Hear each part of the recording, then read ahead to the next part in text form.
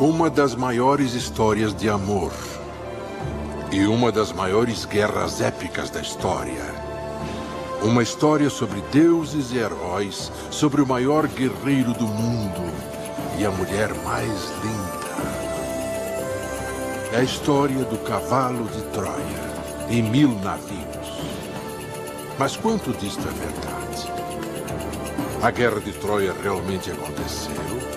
E que segredos se escondem sob essas colinas, a oeste da Turquia? Essa poderia ser a cidade perdida de Troia? É uma história moderna de detetive que encerra um antigo mistério. A história por trás do épico. Uma história de ouro roubado, esqueletos enterrados e impérios despedaçados, que pode ser mais fantástica do que Homero poderia imaginar.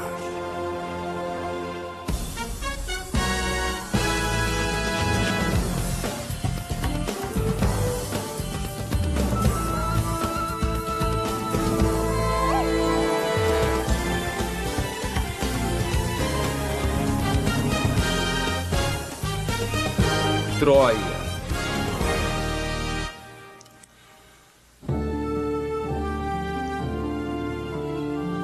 Esse tesouro de ouro tem cerca de 4.500 anos. E tem também uma história estranha, que leva a uma civilização perdida conhecida como Troia. Esse ouro foi roubado, escondido, ganho numa batalha, perdido de novo. Nações brigaram por ele, impérios caíram por ele. Abril de 1945. Estes artefatos de ouro, contendo mais de 10.000 peças, estão em um museu de Berlim. Mas o Exército Vermelho da Rússia avança na capital nazista. A cidade está em pânico. Museus são saqueados, objetos de valor são retirados e o ouro desaparece. O que aconteceu com ele? Durante anos pensou-se que havia sido derretido, perdido para sempre. Mas não estava perdido, estava escondido. Ninguém sabe exatamente como, mas em um momento naquele verão, o ouro foi carregado em caminhões e levado para fora de uma Berlim devastada. Foi para o leste, no coração da União Soviética de Stalin. Em segredo, o ouro chegou aqui, ao Museu Pushkin, em Moscou. Mas não era para ser exposto. Ele foi trancado no porão por 50 anos, até que outro império caiu. Agora, o Império Soviético. Em 1993, os russos admitiram que esconderam o ouro. 3 anos depois, finalmente ele foi exposto. Agora, nações brigavam por esse tesouro de novo. Rússia, Alemanha, Grécia e Turquia. Dizem que rivalidades antigas emergiram, que remontam à Era dos Heróis. Esse é o ouro da Troia de Homero, uma cidade lendária por suas riquezas. A história da Guerra de Troia é contada por Homero em Ilíada e continua em Odisseia. E tem sido contada na arte, em peças e em livros. É uma história tão cativante que nem Hollywood resistiu a ela. The story of the Trojan War is a compelling saga.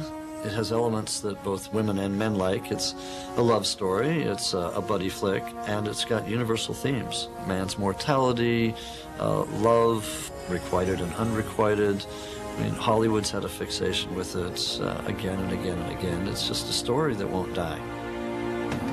É a história de duas grandes civilizações. Os gregos, regidos pelo rei Agamenon, e os troianos, regidos pelo rei Príamo. É a história de como Paris, um príncipe troiano, foge com Helena, uma rainha grega. E por roubar a rainha, vai pagar um preço alto. O rei Agamenon, senhor de grande poderio militar, precisa defender a honra de seu reino.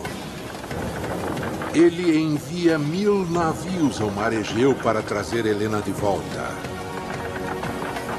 Os gregos cercam Troia por 10 anos, mas não conseguem transpor suas muralhas. Os mais famosos guerreiros, Aquiles da Grécia e Heitor de Troia, travam um combate imortal. Heitor é morto, mas a muralha está intacta. Até que os gregos inventam um truque. Enviariam um enorme cavalo de madeira à muralha, e os troianos pensariam que era um presente. Ao invés disso, estaria repleto de gregos, que pegariam Helena e incendiariam Troia. Troia é destruída, mas a história permanece até hoje. Any number of cliches that come out of the story of the Trojan War, most of which people don't even realize came from there.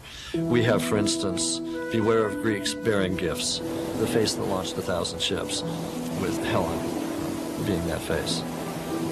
And of course we have then Achilles' heel. Homer managed to hit on some kind of eternal themes of humanity, the sacrifices that are required by a soldier to fight on behalf of his land, to follow orders of his king. The sense of strong relationships between men and women, seeing them pulled asunder on the field of battle. These are themes that carry on through the remainder of Western literature. Essa história existe há 3.000 anos, mas é verdadeira. Troia realmente existiu? Houve a Guerra de Troia? A Guerra de Troia supostamente ocorreu 1.300 anos antes de Cristo, uma época em que a escrita era praticamente desconhecida e não há registros. Levou 400 anos para que as histórias de Troia fossem escritas nos livros chamados Ilíada e Odisseia. Não fazem parte da história. Na verdade, são fábulas de outra época, ficção baseada em fatos reais, escritas por Homero. Mas quem era ele? Será que merece esse crédito? The Iliad and the Odyssey were attributed to a blind poet from Western Turkey named Homer, already in the Greek period. But recent research has shown that we're not necessarily justified in linking the two epics to a man named Homer, nor are we necessarily justified in assuming that he was blind. Some people have suggested that it's not a person, that Homer is a profession, that one is a Homer. Seja quem for Homero, sua história pode ser rastreada por pistas para que encontremos a verdade por trás da guerra épica entre Grécia e Troia. A história começa no final da Idade de Bronze, há mais de 3.000 anos. Em um grande jantar entre reis e rivais comerciais, o rei Príamo de Troia e o rei Menelau da cidade grega de Esparta competiam por rotas comerciais e estavam comemorando sua parceria. Mas havia um problema.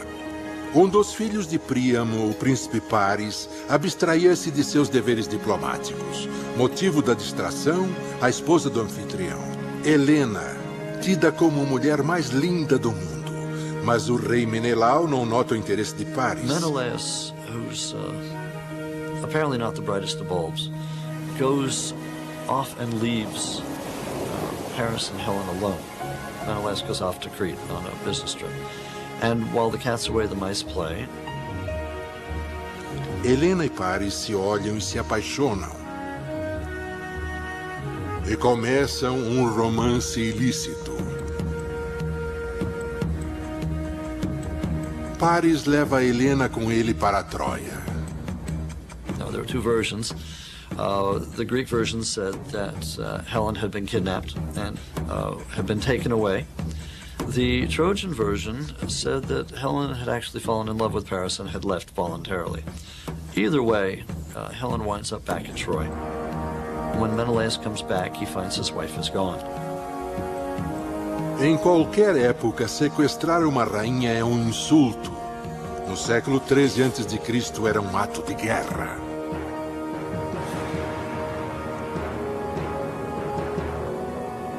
O rei Príamo se recusa a devolvê-la para a Grécia. Helena agora está na corte de Troia. Mas realmente esse lugar existiu? A descrição de Troia por Homero instiga. Há dias os homens falaram sobre a cidade de Príamo, rica em ouro e rica em bronze. A cidade de Príamo, Troia, rica em ouro. Isso fez aparecer aventureiros através dos séculos. Encontre Troia, encontrará ouro. E é aí que o ouro volta à história de novo. Na Alemanha do século XIX, um homem de negócios excêntrico buscou os tesouros de Troia como vingança. Era Heinrich Schliemann. Ele estava obcecado pela Ilíada e acreditava em cada palavra. Para ele, Troia, Helena, o cavalo eram reais. Mas por centenas de anos, estudiosos duvidaram da existência de Troia. Para eles, era uma cidade fictícia, como Atlântida e Shangri-La. Schliemann se recusava a acreditar neles. Um homem obcecado embarcou numa busca frenética, que se tornou a primeira tentativa séria de achar Troia. Mas descobrir a verdade sobre Troia seria muito difícil, pois Schliemann, como Homero, misturava fatos com ficção. Numa época em que o show garantia a cobertura da imprensa. Schliemann seria o P.T. Barnum da arqueologia. Heinrich Schliemann is the father of archaeology. He's also a scoundrel. He is almost completely untrustworthy in terms of his personal life, his private life, and therefore one wonders how much we can trust him in terms of his professional life. He's not really a man you would have wanted to invite home to dinner. And at the very least, if you did, you would take his stories with the proverbial grain of salt, if not the whole shaker. Schliemann estava determinado a achar provas da Guerra de Troia e se tornar famoso. Mas antes ele tinha que ficar rico. Começando pela Rússia, ele vendeu armas para os dois lados na Guerra da Crimeia. Para financiar sua busca, ele se voltou para o ouro. Em 1849, havia só um lugar onde procurá-lo. Then went to California in the 1849 gold rush. He was a 49er, but he didn't get his hands dirty. Instead of mining for the gold, he was a go-between, buying the gold dust and the nuggets from the miners and selling them to the banks. Apparently he had his thumb on the scale. And so he was nearly run out of town. Com sua nova riqueza, era tempo de procurar por Troia. Mas antes disso, o excêntrico Schliemann precisava de sua Helena. He engineered a divorce. He then wrote to the head of the Greek Orthodox Church in Athens and said, I want to come to Greece and I want you to find me a Greek wife. Das entrevistas surgiu Sofia Gastromenos, de 17 anos. Grega, jovem e linda, ela se tornou a senhora Schliemann. Ele tinha encontrado a sua Helena, agora deveria encontrar Troia. A única pergunta, onde? Os textos de Homero são como o mapa do tesouro, cheios de pequenas pistas. Ele descreve Troia como um lugar de ventos, cheio de carvalhos, no limite do antigo Helesponto. Isso fez Schliemann ir para o nordeste da Turquia em 1868, onde parece estar o túmulo de Aquiles, bem perto da cidade de Beziktepe, na costa do Egeu. Se acreditar em Homero, Troia deve estar perto. Schliemann aproxima-se de um homem que sabe como revelar o mistério. Ele era Frank Calvert, um diplomata e arqueólogo amador. Frank Calvert said to him, you know, on my land there is a site named Hissarlik, and I've been excavating there. I believe it's Troy. Why don't you come and take a look and dig, and if it's Troy, we can work something out. É um descampado com muito pouca coisa para se ver, com cerca de 200 metros por 145 metros, encravado na costa anatoliana da Turquia. Calvert convenceu Schliemann de que esse lugar, longe de tudo, foi outrora a civilização cosmopolita de Troia.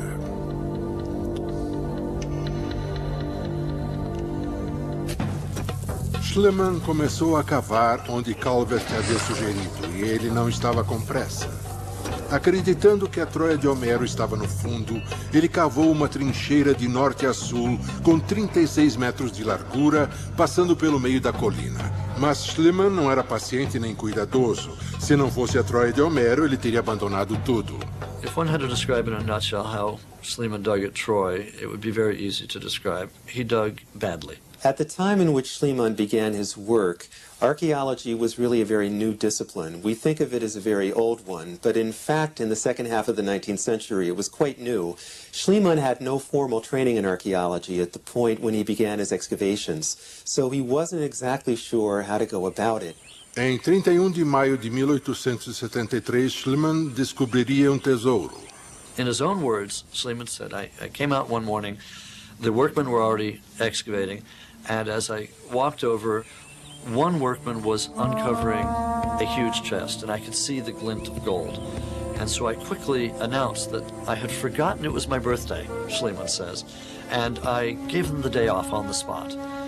After the workmen had left, I then called over my wife Sophie, and together we excavated this great chest and associated treasures. My wife gathered up the objects, the gold, the silver, the bronze, in her apron and carried them off back to the house, where we quickly collected them and cataloged them and wrote them up. Milhares de peças de ouro, pequenas e grandes. Schliemann disse que era o tesouro de Príamo, o rei de Troia, e que ele tinha levado anos tentando encontrar. Schliemann tinha prometido ao governo turco que não levaria o tesouro para fora do país. Então, para ele só havia uma opção. Tinha que sair de fininho. Segundo Schliemann, uma noite ele e a esposa levaram o ouro de Troia em barco para sua pátria do coração, a Grécia. Unfortunately, we have a problem with this story. And the problem is very simple, that Sophie wasn't there. In Schliemann's own diaries, in other accounts, it turns out that his wife Sophie was in Athens the day that this treasure was reportedly discovered. So the whole story was made up, and in fact Schliemann was confronted with this later, and he said rather sheepishly, yes, it's true, Sophie wasn't there. I inserted her into the story in order to try and get her more interested in what I do. E fica mais estranho. Com o ouro em mãos, Schliemann poderia completar a criação de sua própria Helena. After Schliemann smuggles the gold out of Turkey and back to Athens, one of the first things he does is dress his wife Sophie in all the gold and take a picture of this. It's not something you do. On the other hand, given the day and the age, who could have resisted? I mean, the gold is there, it's just him, it's just his wife, he puts it on, she looks gorgeous, it's a wonderful photograph. Who does it hurt? Well, you're not supposed to do that. Para Schliemann, o sonho de sua vida tinha se tornado realidade. Ou assim pensava ele. Com certeza era tesouro, mas não era o de Príamo. O assistente de Schliemann, Wilhelm Dorpfeld, viu que o ouro não era da época da Guerra de Troia, século 13 a.C. Na verdade, era muito mais antigo, mais de 1000 anos mais velho. Surpreendentemente, por acidente, Schliemann havia descoberto uma civilização perdida, datada de 3000 anos antes de Cristo, mais antiga do que se podia imaginar. Foi uma grande descoberta. Sem querer, Schliemann havia descoberto não uma Troia, mas 9, empilhadas umas sobre as outras, saqueadas ou destruídas. Os 9 níveis de Troia se distribuem por período de quase 4.500 anos. Schliemann found 9 cities, and he was then faced with the dilemma he hadn't expected. Which of the 9 cities was the city of the Trojan War? Em sua pressa em cavar, Schliemann havia destruído muito dessa civilização. A Troia de Homero, Troia sexta e sétima, estavam no nível do centro e não do fundo, onde Schliemann pensava que estivesse. Apesar da confusão e da destruição, Schliemann estabeleceu claramente a existência de Troia. A descoberta tornou-o famoso. Schliemann announced his results, deliberately forgetting to mention the name of Frank Calvert. Calvert's name was lost to history, and Schliemann claimed credit for finding Troy. Ele encontrou Troia, mas uma coisa o incomodava. Troia não era tão grande assim, e Schliemann não conseguia entender por que uma guerra tão grande fora travada por uma cidade tão pequena. Para provar que houve a Guerra de Troia, ele tinha que produzir uma Troia maior e mais poderosa. Uma que havia sido saqueada e incendiada. A trilha que Schliemann havia perseguido por tanto tempo acabou dando em nada. Então ele voltou sua atenção para a Ilíada de Homero, através do mar da antiga Grécia. Havia vários reinos no Peloponeso durante o final da Idade de Bronze.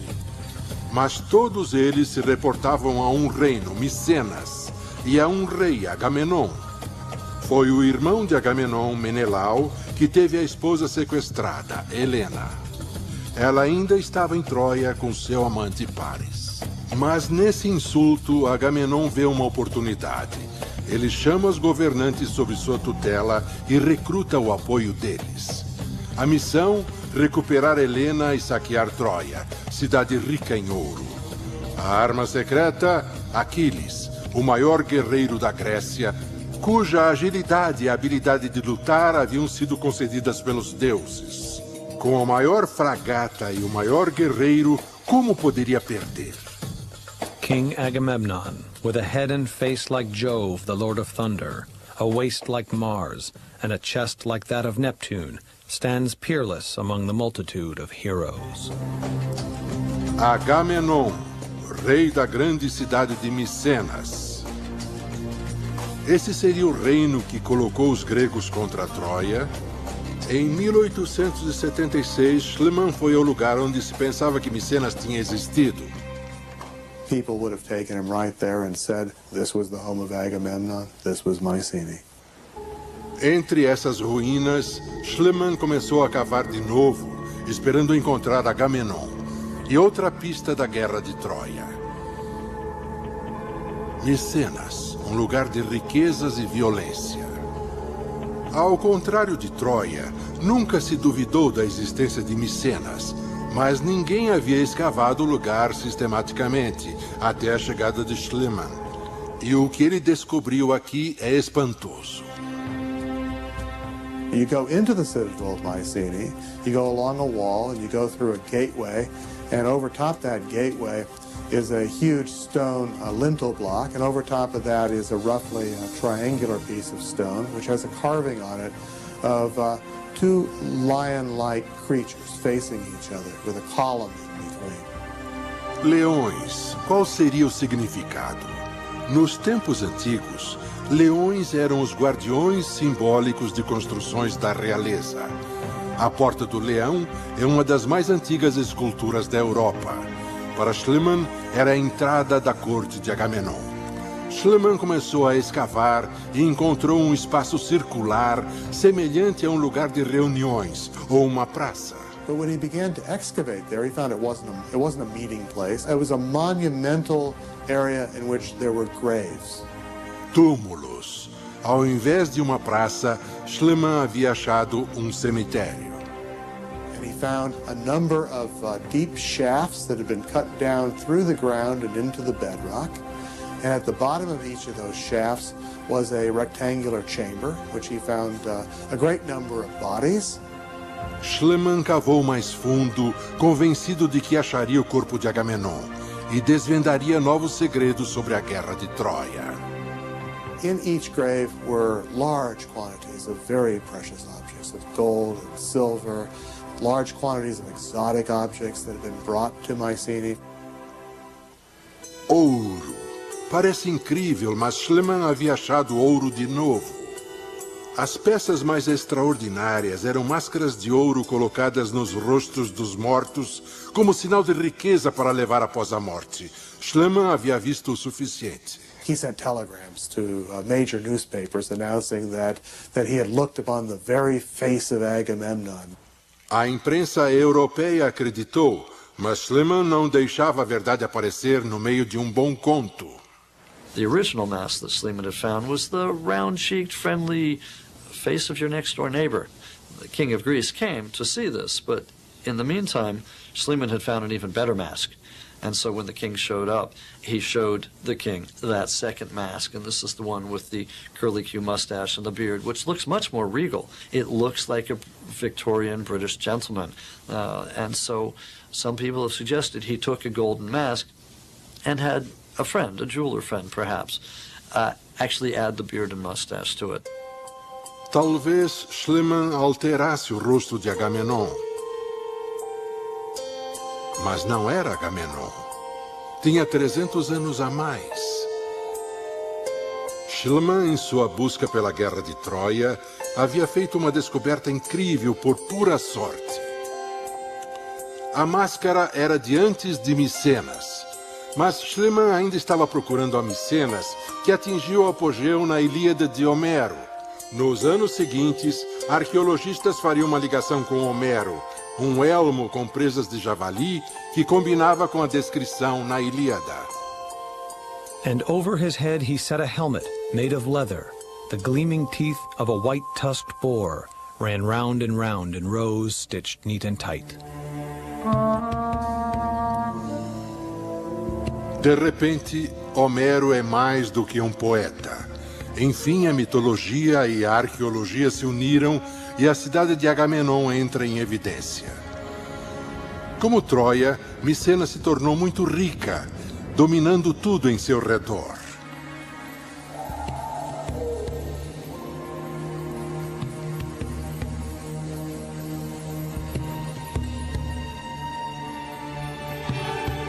Também tinha um histórico de uma dinastia violenta. O avô de Agamenon matou seu próprio irmão e alimentou seus filhos com o corpo. No tempo de Agamenon, essa cidade estava em guerra e o destino de Micenas era incerto.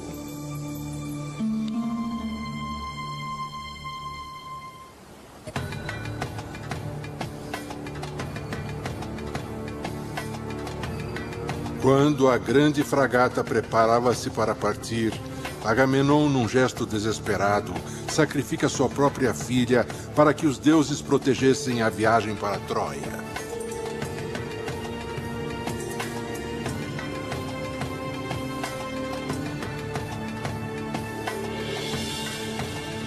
Uma frota de 1000 navios poderia cruzar o Mar Egeu e atacar o nordeste da Turquia? Se cruzou, como fez isso? 50 remadores em um navio atingiriam velocidade de até 8 nós? A distância entre Micenas e Troia era de 400 quilômetros, então a frota levaria 3 dias ou mais para atravessar o Mar Escuro. Se foram os deuses, o sacrifício de Agamenon ou a habilidade de seus homens deu certo. A fragata atravessou o Mar Egeu e chegou à costa da Turquia. Mas aí terminou a sorte de Agamenon.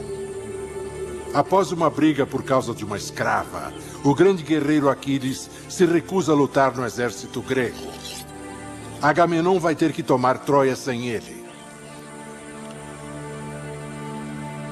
Os gregos acamparam na Baía de Troia e planejaram um ataque a Troia para resgatar Helena. Mas eles não seriam os últimos a lutar nessa terra.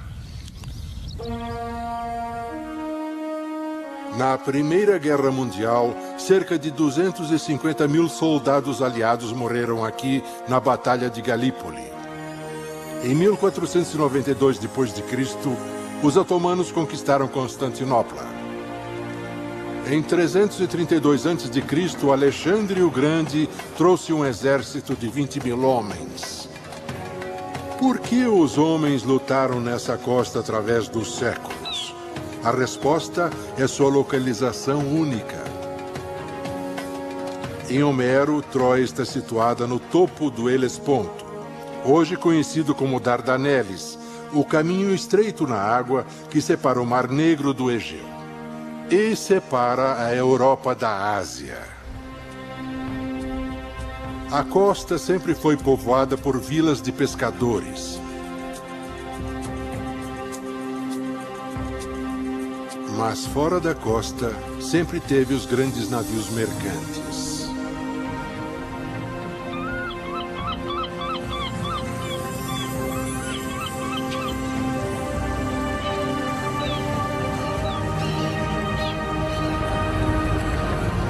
Muita da antiga riqueza mundial passou por essas águas estreitas.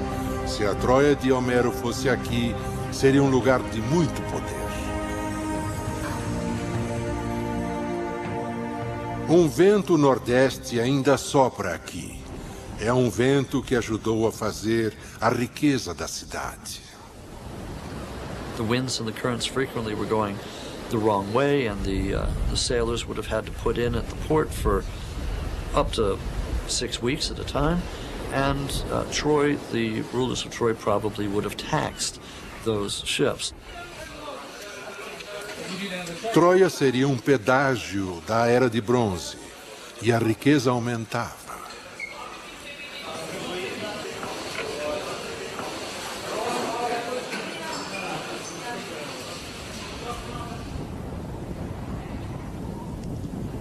Fora das muralhas da cidade, há fazendas, rebanhos de cabras e de carneiros, uma tranquila vida pastoral que Homero descreve na Ilíada.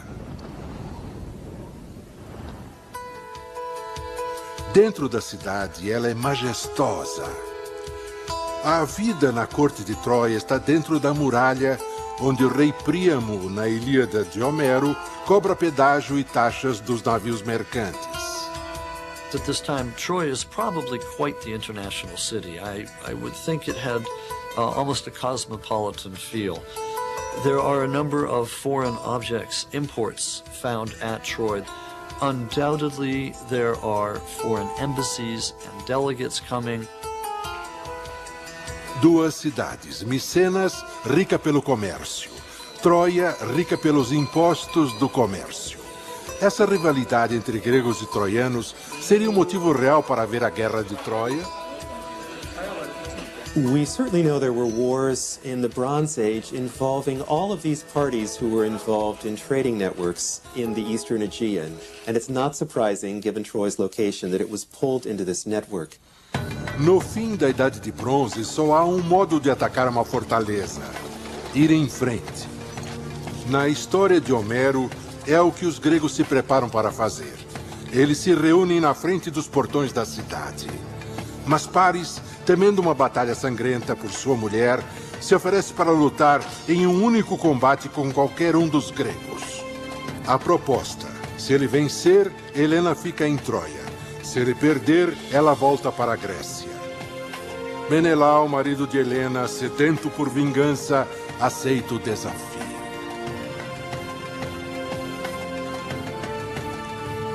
E logo domina a situação. Paris se retira com medo. De acordo com Homero, os deuses o levam do campo de batalha, pois ele simplesmente desaparece. Ele vai para a câmara de Helena, onde ela o censura por sua covardia. Mas não é muito dura.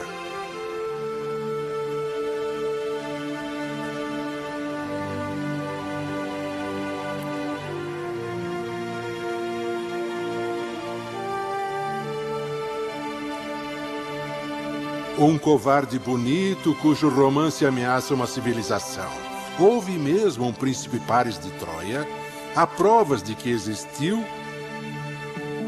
Pistas contundentes vêm de pessoas que moravam a oeste de Troia. Os hititas, os primeiros no mundo a usar a palavra escrita. In those Hittite texts, we find reference to a king of Wilusa named Alexandros.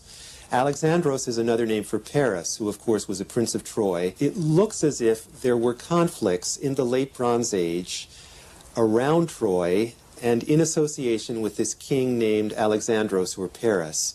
Many have interpreted this as an indication of the kinds of wars that are described by Homer in the Iliad. E a Ilíada está apenas começando, pois o temido guerreiro Aquiles voltou à batalha após seu grande amigo ter sido morto pelo príncipe de Troia, Heitor.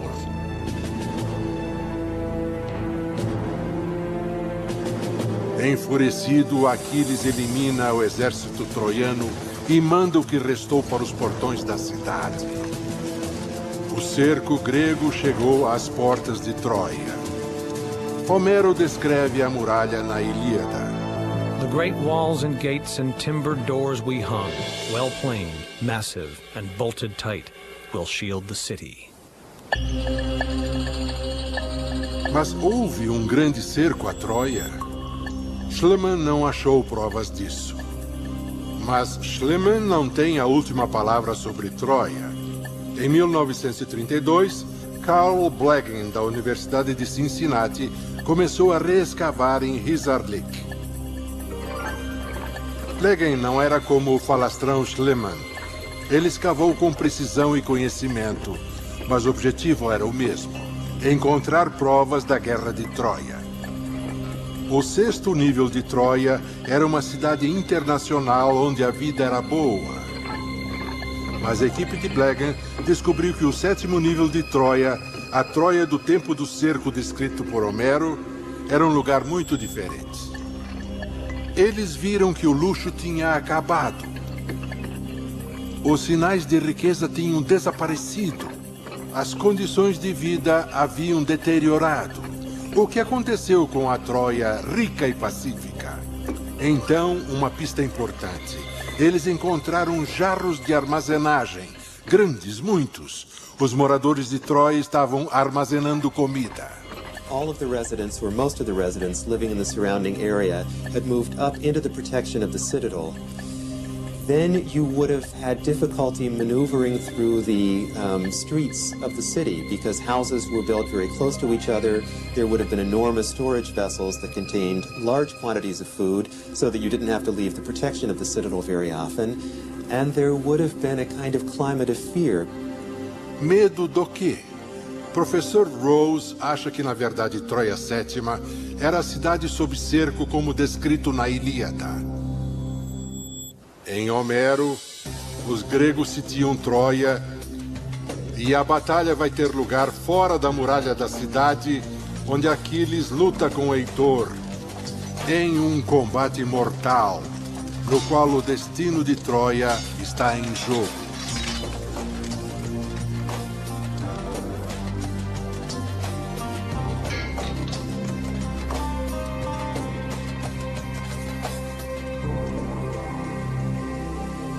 Aquiles mata o príncipe de Troia, mas o pior está por vir. Ele amarra o corpo de Heitor à carruagem pelos pés e dá 3 voltas pela muralha, e os pais de Heitor, rei Príamo e rainha Écoba, assistem horrorizados. Poderia isso ter acontecido? Os comandantes aristocratas gregos lutaram contra seus opositores? De novo, os hititas deixam pistas. There is a text from the Hittite capital in Boazkoi which seems to refer to an aristocratic warrior from the Greek side fighting another aristocratic warrior from the Hittite side. So you did have these face-offs in the late Bronze Age. Em Homero, Aquiles não é invencível. Como todos os mortais, ele tem uma fraqueza. No caso dele, o calcanhar. Uma flecha é disparada em seu calcanhar. Quem o mata é tido como covarde, Paris. Aquiles está morto. Mas temos provas de que ele viveu.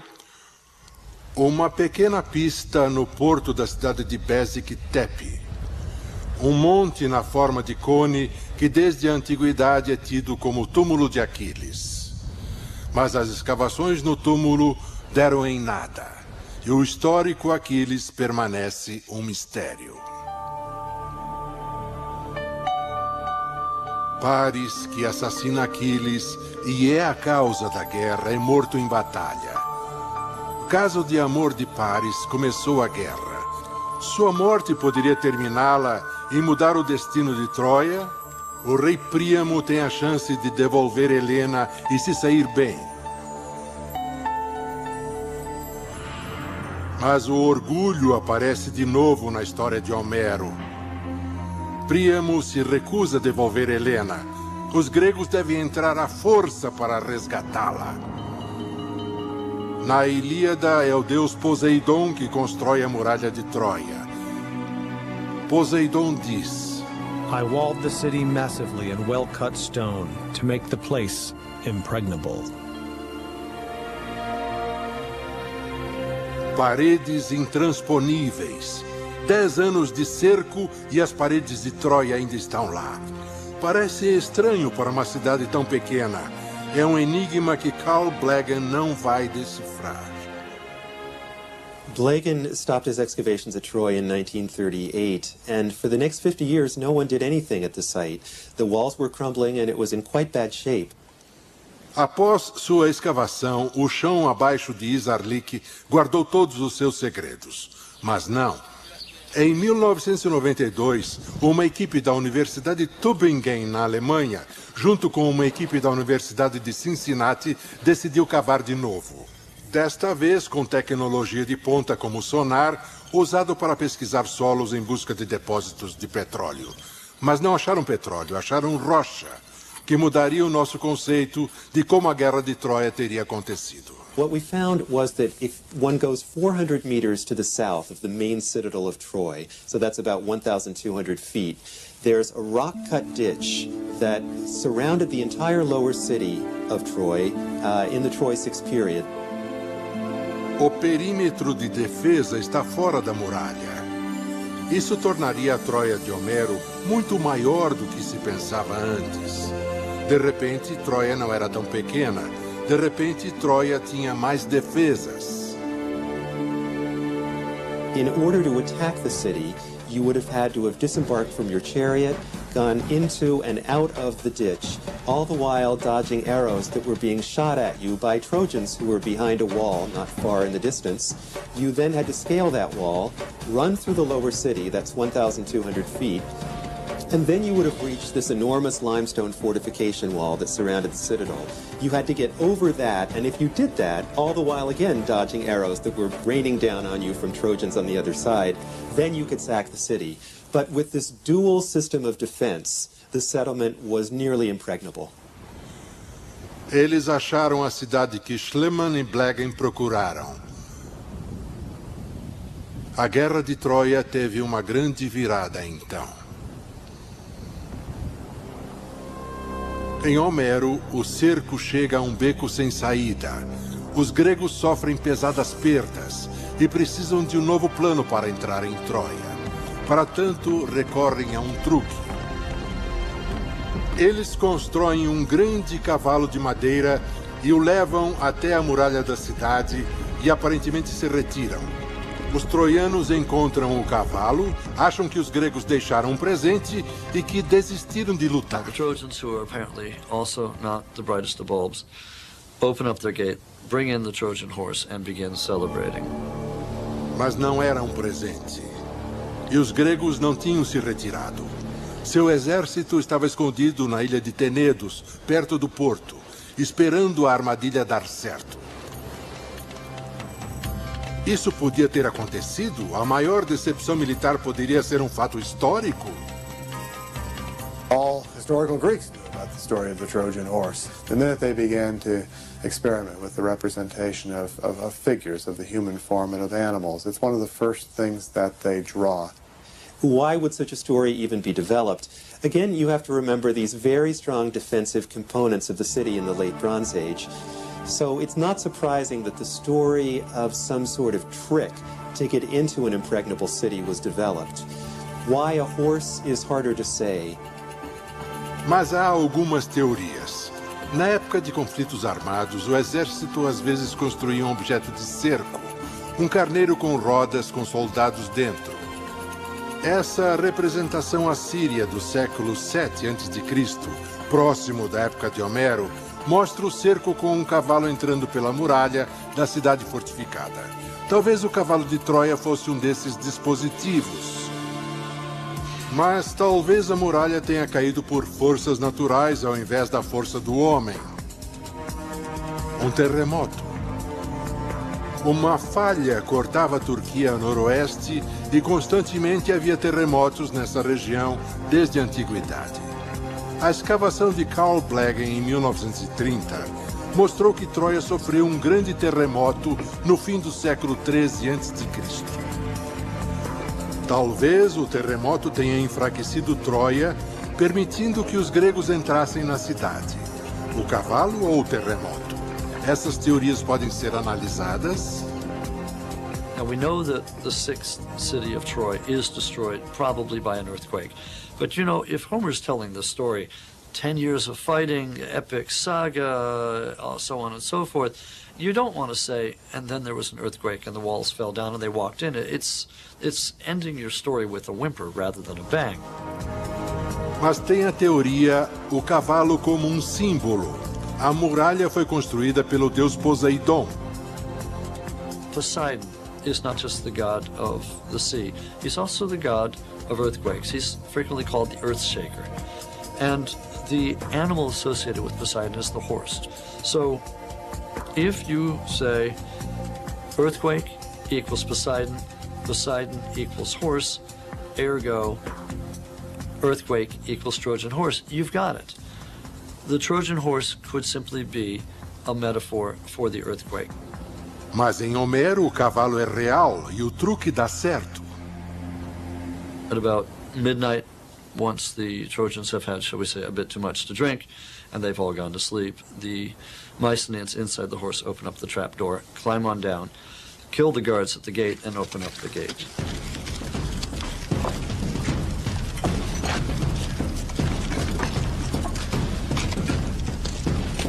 E matam todos em Troia, inclusive o rei Príamo. Enquanto isso, Menelau procura por Helena, determinado a matá-la. Mas quando a encontra, é de novo cativado por sua beleza e a leva com ele. Mais uma vez, a beleza de uma mulher tem um impacto profundo no destino dos personagens de Homero. Mas o que sabemos sobre Helena de Troia? Uma guerra épica de 10 anos entre gigantes comerciais teria acontecido por causa de uma linda mulher? The Greeks of historical antiquity loved to believe in a Helen of Troy. So for them, Helen of Troy was a very real human being. Now, did she exist? Got me. But certainly the role of women in prehistoric Greece, in the prehistoric Near East, in cementing alliances between kings, between empires, is really undeniable. Mas as mulheres eram sequestradas nos tempos de guerra, transportadas pelo mar Egeu, como os gregos dizem que fizeram com Helena? Esta pedra grega do século XIII a.C. não pôde ser decifrada até 1952. Oferece pistas importantes que levam a Homero. Dá uma lista de mulheres sequestradas na guerra, incluindo uma chamada Torojá, ou Mulher de Troia.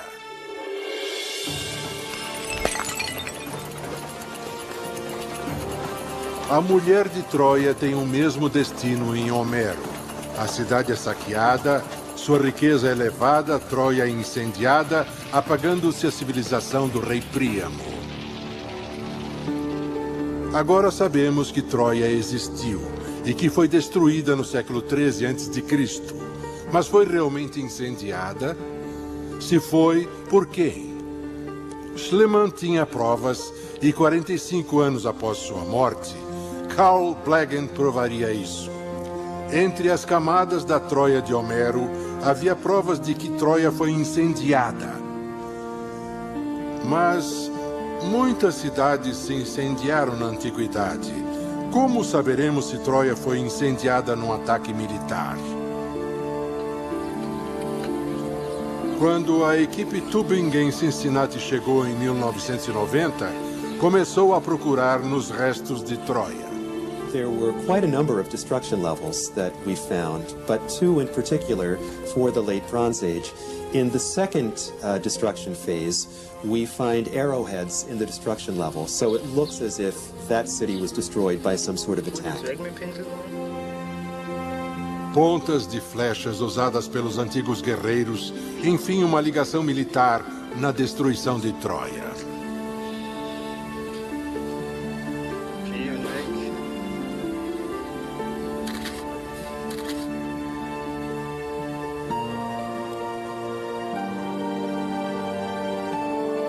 Schliemann provou que Troia existiu. Carl Blegen mostrou que foi saqueada, queimada e destruída. A equipe Tübingen em Cincinnati descobriu que Troia era uma cidade grande, sujeita a ataques militares. Mas podemos indagar. A Guerra de Troia, o objeto do trabalho de Homero e obsessão de Schliemann realmente aconteceu?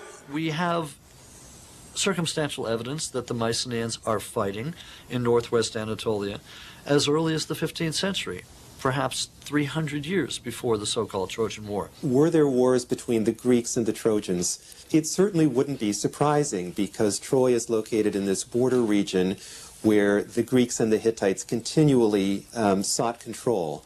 And so Troy was an attractive target for both sides. Certainly there were wars. We have the archaeological evidence for it. Is it conceivable the Greeks were involved? Absolutely. Can we prove it? We can't yet. I often wonder if the Trojan War is a process rather than an event. Could Homer have telescoped 200 or even 300 years of warfare on the northwest Anatolian coast into one epic saga? Of course he could have. A queda de Troia foi o início do fim da Idade de Bronze. Micenas e demais reinos do Egeu seriam destruídos. A região ficaria 400 anos na escuridão. As cidades caíram, mas as histórias sobreviveram. As histórias épicas de Aquiles, Heitor, Helena e Paris, da Guerra de Troia, do Cavalo de Troia, o trágico colapso dos impérios sob a égide da vaidade e da ganância. O ouro de Schliemann foi removido. Estava sob a guarda otomana. Depois dos nazistas e dos soviéticos, todos caíram por sua vez. Tudo que Schliemann tocava parecia virar ouro, mas tudo tocado pelo ouro parecia virar pó. Mas a história da Guerra de Troia e da Ilíada de Homero ainda persistem. Através de milhares de anos, sociedades vêm e vão. Mas romances, amor, guerra e heróis vivem para sempre. Como Heitor disse na Ilíada: Let me at least not die without a struggle, inglorious, but having done some big thing first, for men to come to know of.